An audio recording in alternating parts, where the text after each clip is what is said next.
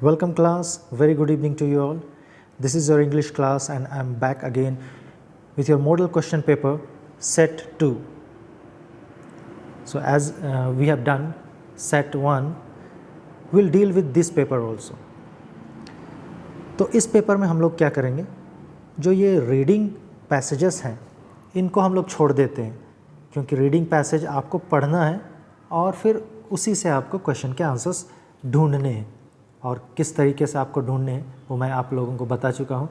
और model set में जो आपके पैसेजेस दिए हुए ये पैसेज तो शायद ही ना आए, आपके लिए कुछ दूसरा पैसेज होगा वहाँ। तो रीडिंग हैबिट बस आप डेवलप कीजिए और ये हो जाएगा। So from question number 1 to 8 this is passage 1 to 8 तक पैसेज 1 से लिए गए हैं। And from question number 8 to 12 again this is the second passage which you have to read and answer from here. तो 8 से 12 तक हम छोड़ देते हैं। So we'll begin with question number 13.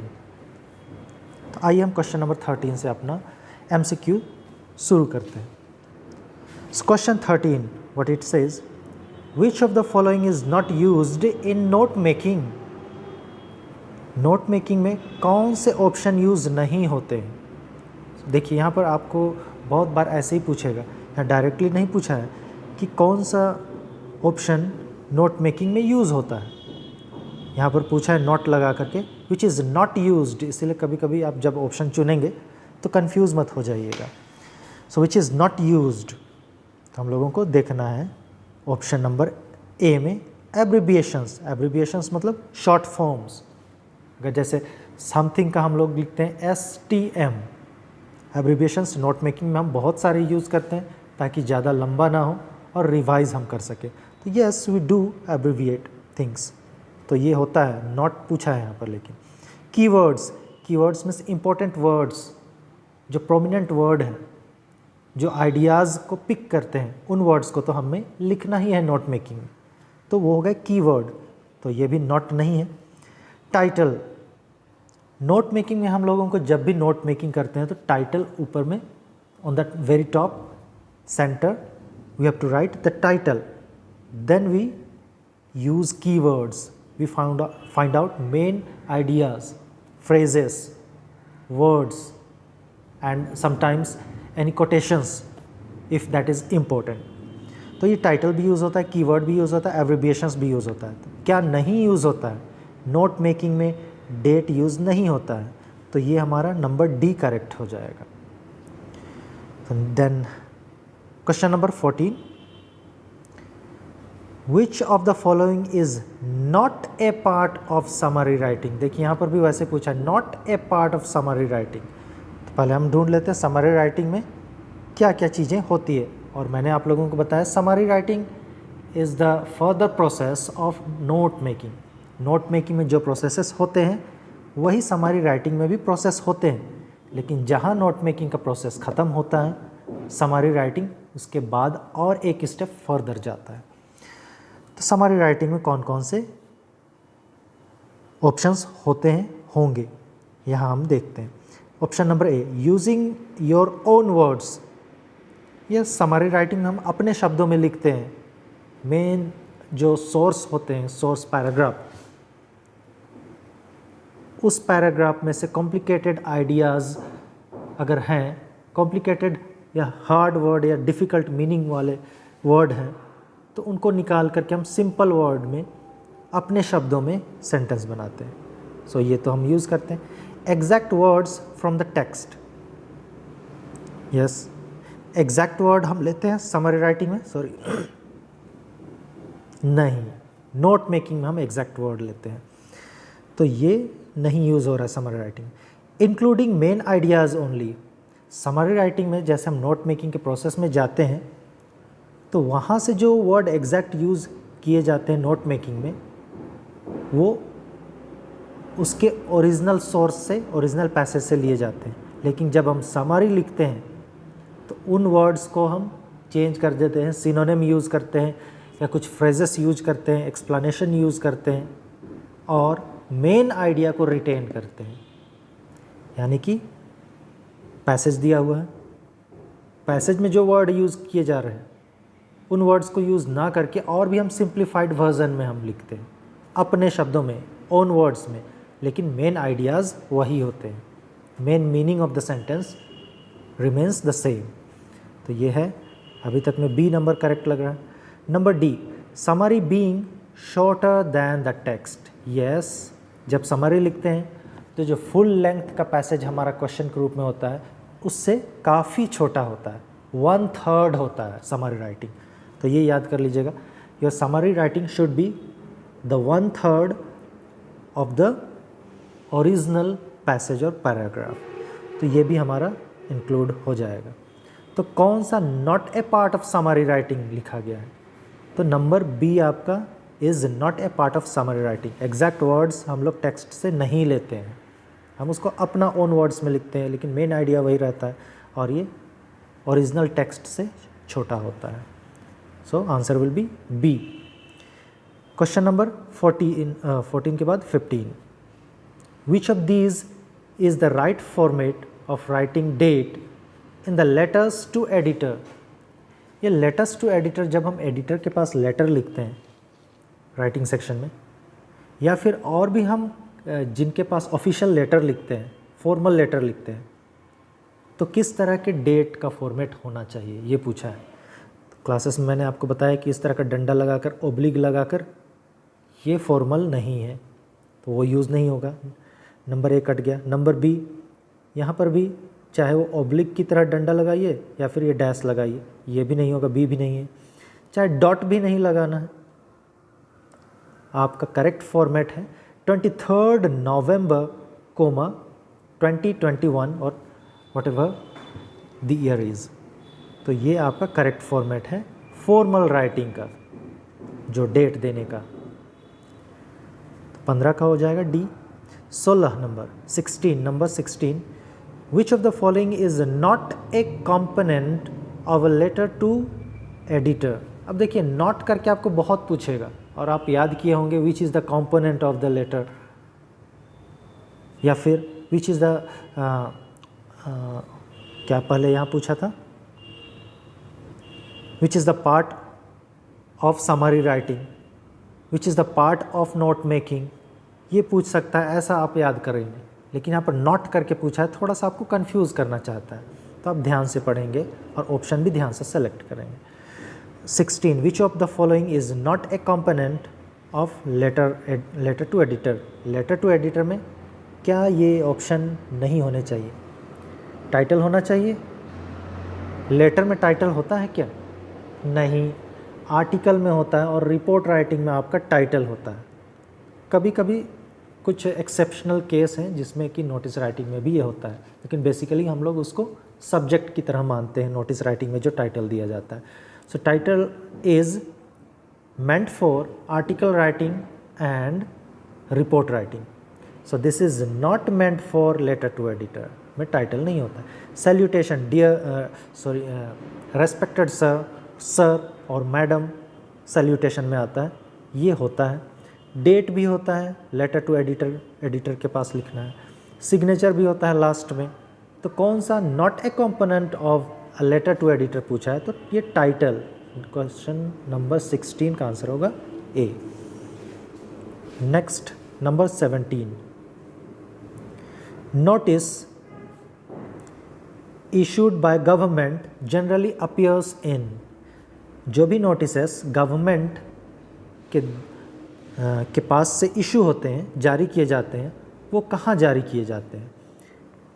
Newspaper में, बुक्स में, स्कूल नोटिस बोर्ड या कोर्ट नोटिस बोर्ड जो कचहरी की नोटिस बोर्ड में है। तो ये कचहरी में तो जाकर अगर गवर्नमेंट पब्लिश करेगी या फिर इशू करेगी तो कौन देखने जाएगा? सभी के पास नहीं पहुंचेगा। स्कूल, गवर्नमेंट स्कूलों में केवल नहीं करेगी, क्योंकि government is meant for that particular area और फिर पूरे कंट्री के लिए। तो कहाँ, वो कौन सा मीडियम ऐसा है जो कि पूरे कंट्री में जाएगा या फिर पूरे उस एरिया में जाएगा? बुक्स में भी नहीं, books are not meant for notices. Newspaper, तो न्यूज़पेपर पूरे देश में या फिर पूरे उस स्टेट में या फिर पूरे उस एरिया में सर्कुलेट होता है जहाँ गवर्नमेंट अपना नोटिस इशू करती है ताकि सभी लोग देख पाएँ. So correct answer will be for 17A. Question number 18. In notice writing the name of the institution, organisation का नाम, इंस्टीट्यूशन का नाम नोटिस राइटिंग में किस जगह प्लेस किया जाता है, ये पूछा है. ऑप्शन देखते हैं. Number A, below the heading, heading जो लिखते हैं आप उसके नीचे. Number B, at the top, सबसे ऊपर में. या फिर इंस्टीट्यूशन का नाम, ऑर्गेनाइजेशन, यानी कि जब स्कूल का नोटिस है तो वो नाम आपका डेट के बाद दिया जाता है. नंबर सी में ऐसा बोल रहा है. या फिर anywhere in the notice, notice में कहीं भी जहाँ मन. तो नंबर डी तो पूरा ख़त्म हो जाएगा. एनीवेयर कहीं भी नहीं दे सकते. डेट के बाद नहीं, दो ऑप्शन जिसमें कि बिलो द हेडिंग और एट द टॉप में लग रहा है कोई हो सकता है. तो जब भी आप देखिए नोटिस राइटिंग जिसमें कि ऑर्गेनाइजेशन का नाम, स्कूल का नाम, चाहे वो कॉलेज का नाम, सबसे ऊपर में सेंटर में होता है. At the top, at the very top and centre. This is the place of institution और organisation in notice writing. Question number 19. C, there is question from writing section and this is literally as it is given in your main question which will come in the second session of your exam. जो writing section का ये question है, आपको proper question पूछा जा रहा है जो कि आपको second part में आपको पूछा जाएगा ऐसे ही. तो देखिए आपको reading habit बढ़ाना पड़ेगा. So what is the question? Right a report on the book fair, पुस्तक मेला के ऊपर एक रिपोर्ट लिखें. You went with your friend, जहां आप अपने दोस्त के साथ जाते हैं. यू आर गीता और Avinash. If you are girl then Geeta, if you are boy then Avinash. Referring to the above lines answer the following question. So you have to write a report of book fair because you went there with your friend. What would be correct title of the for the report. Correct title क्या होगा? जब भी आप title देते हैं तो title कैसे दिया जाता है? ऑप्शन में देखते हैं. ए में I went a book fair, ये पूरा सेंटेंस बना दिया. I went a book fair, I हो गया सब्जेक्ट, वेंट हो गया वर्ब और ये हो गया ऑब्जेक्ट. पूरा सेंटेंस बना दिया. Number B, the book fair, phrases में दिया है, ग्रुप ऑफ वर्ड्स में ये, लेकिन प्रॉपर पूरा सेंटेंस नहीं है. Number C, I went a book fair with my friend, ये भी पूरा सेंटेंस और वेरी लॉन्ग सेंटेंस बनाया गया है comparing to number A.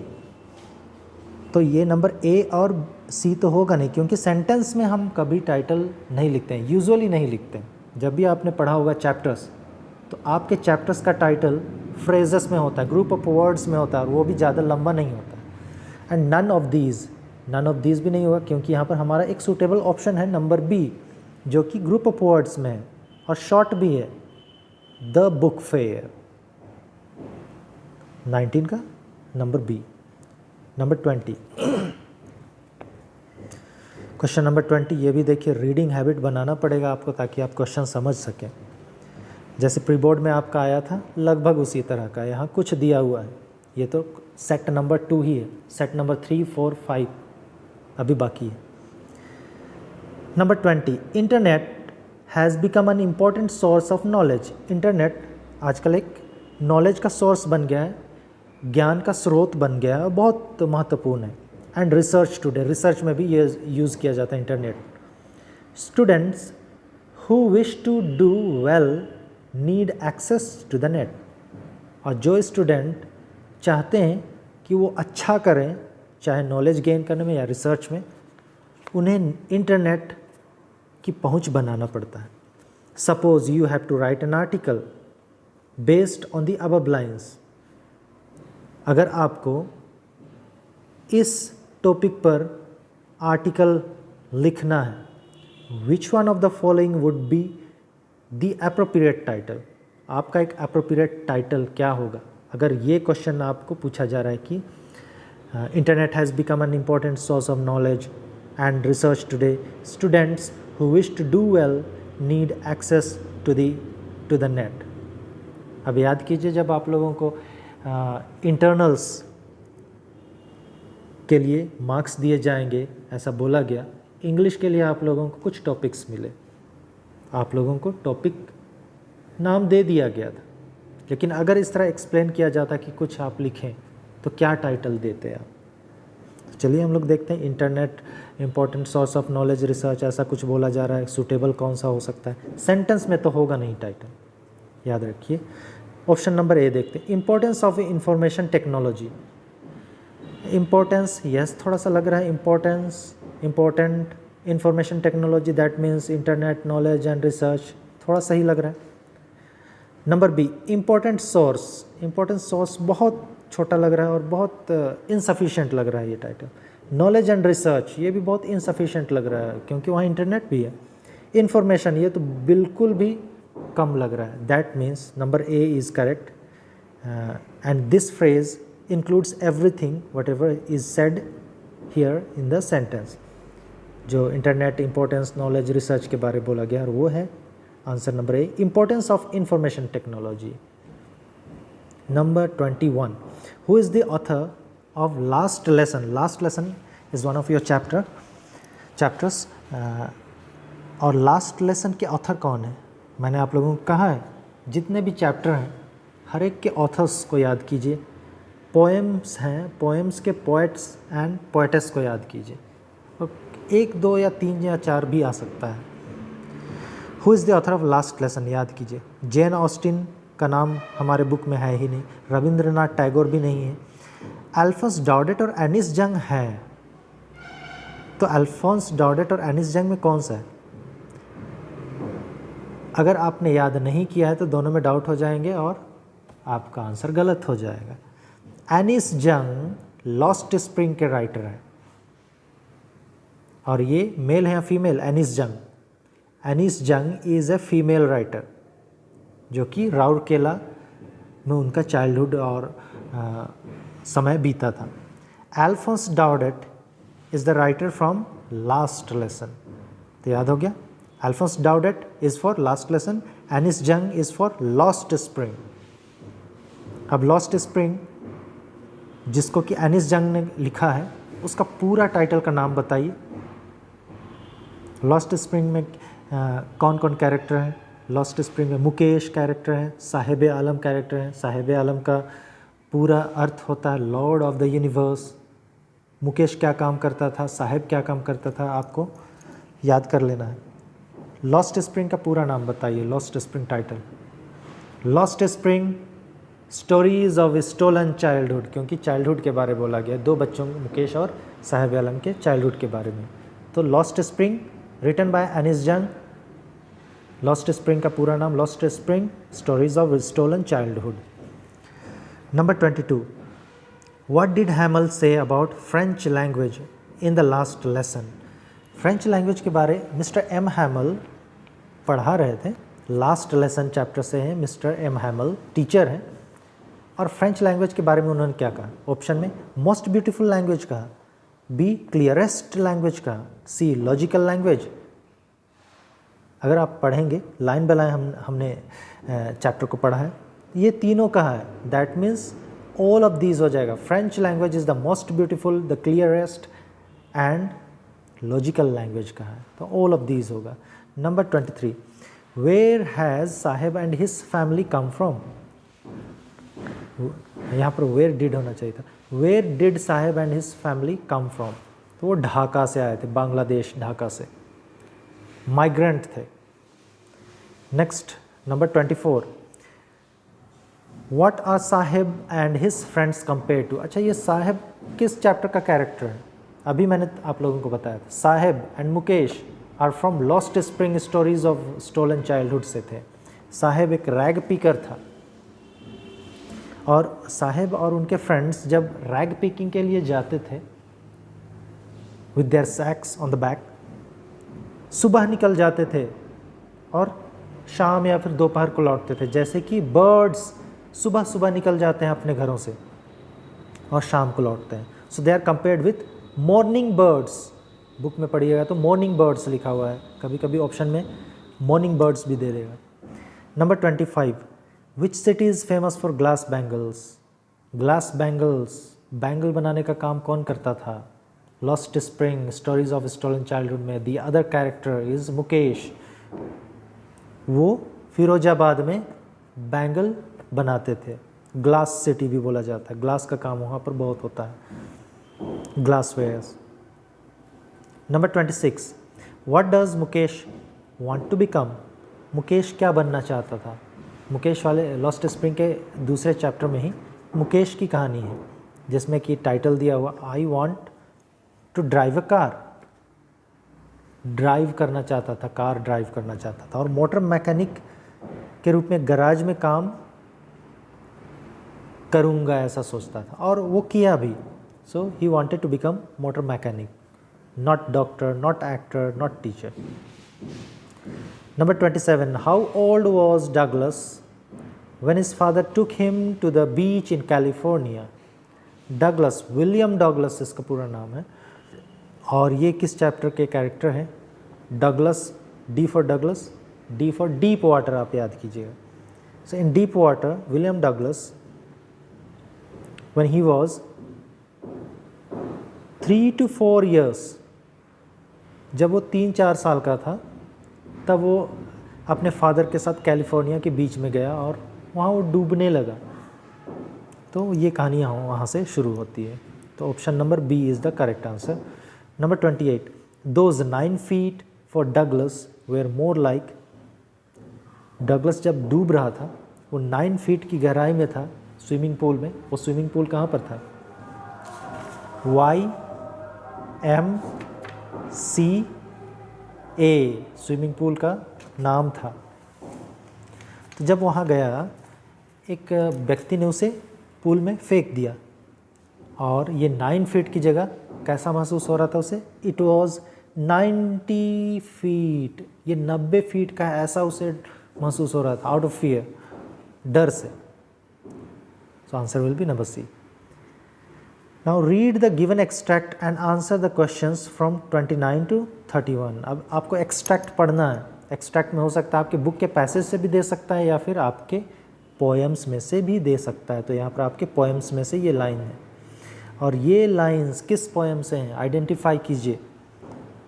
Fisherman in the cold sea would not harm whales, and the man gathering salt would look at his hurt hands. इसका मतलब है, अगर आप लाइन नहीं आइडेंटिफाई कर पा रहे हैं तो आपने पोएम्स नहीं पढ़ा है। पोएम को लाइन बाय लाइन पढ़िए, समय है आपके पास, पोएम्स लंबे नहीं हैं बहुत सारे, तो लाइन बाय लाइन पढ़िएगा तो कहीं ना कहीं आपको क्लिक करेगा, oh this is the line from that poem. The fisherman in the cold sea would not harm whales, and the man gathering salt would look at his hurt hands. तो ये है कीपिंग क्वाइट से। Yes, बहुत सारे लोग guess कर पा रहे हैं। कीपिंग क्वाइट, कीपिंग क्वाइट के राइटर कौन है? Who is the poet of the given extract? Keeping quiet, यहाँ पर ऑप्शन है। चलिए ऑप्शंस में हम देखते हैं कौन कौन पोएटेस या पोएट हैं, और उनके राइटर उनके जो राइटिंग्स हैं कौन से हैं। पैब्लो नेरूडा कीपिंग क्वाइट के हैं, जो कि इसी एक्सट्रैक्ट के हैं। आंसर 29 का ऑप्शन ए है, लेकिन बाकी ऑप्शंस भी देखते हैं। स्टीफन स्पेंडर किस पोएम को लिखे हैं? An elementary school classroom in a slum, बहुत लंबा टाइटल, सबसे लंबा टाइटल है इस पोएम का, जिसका नाम भी लंबा है, Stephen Spender, SS। Kamala Das, Kamala Das is female poetess I mean, and she has written poem my mother at 66, जिसमें कि वो अपने पेरेंट्स होम से कोचीन जा रही है एयरपोर्ट, और वो अपनी मदर को सोचती हुई जा रही है। Kamala Das, my mother at 66। Stephen Spender, an elementary school classroom in a slum. Robert Frost, Robert Frost का जिक्र है क्या हमारे बुक के ये में? याद कीजिए, रॉबर्ट फ्रॉस्ट बहुत सिंपल लिखते हैं ये पोएम, बहुत इजी लैंग्वेज में, and that poem is one of the easiest and simplest, a road side stand. ये रिसेंटली हमने पढ़ा है, a road side stand, written by Robert Frost. Number 30, what does the poet expect the fisherman to do? Poet Pablo Neruda, क्योंकि keeping quite से ही Pablo नेरूडा क्या expect करते हैं fisherman से? पोएम पढ़े होंगे तो पता चलेगा। Not to harm the whales, number A, whales का हंट नहीं करना है, हंटिंग ऑफ द वेल। तो आंसर 30 का ए हो जाएगा। Number 31, the man gathering salt would look at his, ये भी कीपिंग क्वाइट से है, जिसमें कि कुछ मैन सॉल्ट गैदर कर रहे हैं। और सॉल्ट कैसा होता है? समुद्र के किनारे बहुत सॉलिड फॉर्म में और फ्रोजन फॉर्म में और जमा हुआ रहता है, और उसे जब तोड़ा जाता है तो उसके शार्प एजेस होते हैं, और उन शार्प एजेस के कारण जो भी सॉल्ट गैदरर होते हैं सॉल्ट को गैदर करते हैं अपने हैंड से, बेयर हैंड से, नेकेड हैंड्स से, तो उनका हाथ बहुत ख़राब हो जाता है, क्योंकि वो शार्प एजेस चुभते हैं, ब्लड हो जाता है, ब्लड निकलने लगता है उनके हाथों से। तो हर्ट हैंड्स होगा इसका करेक्ट आंसर। पोएम को एक्सप्लेन किया हुआ है, आप देख लीजिएगा यूट्यूब में। Number 32, which of the following poem is written by Stephen Spender? अभी मैंने बताया था, स्टीफन स्पेंडर के द्वारा कौन सी लिखी हुई पोएम है? An elementary school classroom in a slum by keeping quiet, Pablo Neruda. My mother 66, Kamala Das. A thing of beauty, बहुत पहले पढ़ाई हुई है, ये ऑनलाइन पढ़ाई हुई थी। जॉन कीट्स, याद कीजिएगा, अ थिंग ऑफ ब्यूटी, वो चीज़ जो बहुत सुंदर है, मुझे याद कीजिएगा जॉन सर को, तो जॉन कीट्स है, बस ये एग्ज़ाम के लिए। Number 33, the paper seeming boy with rats eyes means the boy is. Paper seeming boy को मैं बहुत अच्छी तरह से आपको क्लास में एक्सप्लेन किया हूँ। पेपर सीमिंग मतलब जैसे दिखने वाला, लड़का, बॉय, पेपर जैसा लड़का है, कहने का क्या मतलब है? Paper seeming boy means very thin. Rat's eyes, चूहे की जैसी आँखें हैं, means rats always look for food, चूहे जो है हमेशा खाने के लिए खोजते हैं, वे भूखे होते हैं, hungry and weak. So this number B is the correct one. That boy who is like paper seeming boy with rats eyes is thin, hungry and weak.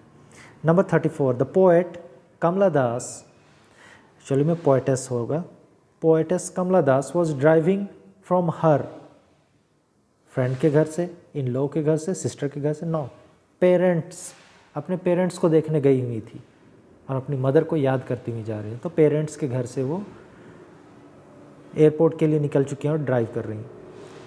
Number 35, who is the tiger king? Tiger king ये chapter से लिया गया है। Tiger king कौन है? तो यहाँ पर दिया, the Maharaja of Pratibandapuram, the Maharaja of Shantipuram, Maharaja of Shaktipuram, none of these. Shaktipuram, Shantipuram तो होगा ही नहीं, ऐसा कुछ है नहीं वहाँ। प्रतिबंधपुरम, क्योंकि प्रतिबंधपुरम ये संस्कृत शब्द है, प्रतिबंध मतलब मना करना, प्रोहिबिट करना, और वहाँ कौन किस चीज़ की प्रोहिबिशन थी? टाइगर हंटिंग की मनाही थी, तो ये महाराज ऑफ प्रतिबंधपुरम। तो ऐसे याद करने का टेक्निक आप यूज़ कीजिए। Number 36, in which hour the prince of the tiger king born? Tiger king जब जन्म लिया था, कौन से राशि या फिर कौन से समय में जन्म लिया था, जिसे कहा जाता है in the hour of bull, क्योंकि bull and tiger are enemies, तो इसीलिए टाइगर किंग बुल के आवर में जन्म लिए थे। Number 37, how many time zones did Tishani Doshi cross? Tishani दोषी किस चैप्टर के राइटर है? मैंने बताया था इसके पहले वाले सेट में। Tishani Doshi, a journey to the end of the earth, जिसमें एक एक्सकर्शन है स्टूडेंट्स के साथ। कैनेडियन जियोफ ग्रीन, जियोफ एक व्यक्ति है, उसके लीडरशिप में ये एक्सकर्शन जाते हैं, और जाने के क्रम में ये 9 टाइम जोन्स पार करते हैं। Question number 38, which programme was headed by Canadian green, Geoff green? देखिए अभी मैंने जिक्र किया था, ये जियोफ ग्रीन किस कंट्री के हैं? Canada. So he is Canadian Geoff green, और वो प्रोग्राम का नाम था स्टूडेंट्स ऑन आइस प्रोग्राम। आप कंफ्यूज मत हो जाइएगा सेलिब्रिटीज़ ऑन आइस इसमें, क्योंकि आइस तो याद आएगा, स्टूडेंट्स ऑन आइस होगा। Number 39, who was doctor सदाव? This is the second last question. Doctor सदाव किस चैप्टर के कैरेक्टर हैं? दी एनिमी, जिसमें कि एक एनिमी होता है, अमेरिकन सोल्जर होता है, जो जापानीज़ सी कोस्ट में वुंडेड, हाफ डेड मिलता है डॉक्टर सदाव को, जो अपने घर ले जाते हैं उसे और ट्रीटमेंट करना शुरू कर देते हैं। And doctor सदाव was a Japanese doctor. और वो पढ़ाई के लिए कहाँ गए थे? किस चीज़ की पढ़ाई के लिए? सर्जरी एंड मेडिसिन की पढ़ाई करने के लिए अमेरिका गए थे, USA. So he was a Japanese doctor. अच्छा, डॉक्टर सदाव की पत्नी का क्या नाम था? What was the name of doctor Sadao's wife? Hannah. अब देखिए नंबर 40 में यही पूछा भी गया, where did doctor Sadao meet Hannah? Hannah जो उनकी वाइफ थी, कहाँ मिला था? Doctor Sadao though he was a Japanese doctor, Japan का था। Hannah also belong to Japan, but they met where? in the country USA, that means America, in America while they were studying surgery and medicine। तो इस प्रकार आपका question model paper का set 2 ख़त्म होता है, और ये मैंने आपको एक्सप्लेन कर दिया है डिस्कस करके। आप पूरा वीडियो देखिए और फिर नेक्स्ट सेट के लिए आप वेट कीजिए या सब्सक्राइब करके रखिए, आपके अपने दोस्तों के साथ शेयर कीजिए, साथ मिलकर पढ़िए, ग्रुप स्टडी कीजिए, अपना सेल्फ स्टडी कीजिए, हार्ड वर्क कीजिए, ताकि आप इस कोरोना काल में आप एक अलग से हट के आप अपना रिज़ल्ट बना सकें और आप आगे बढ़ सकें। So till then, see you, thank you very much.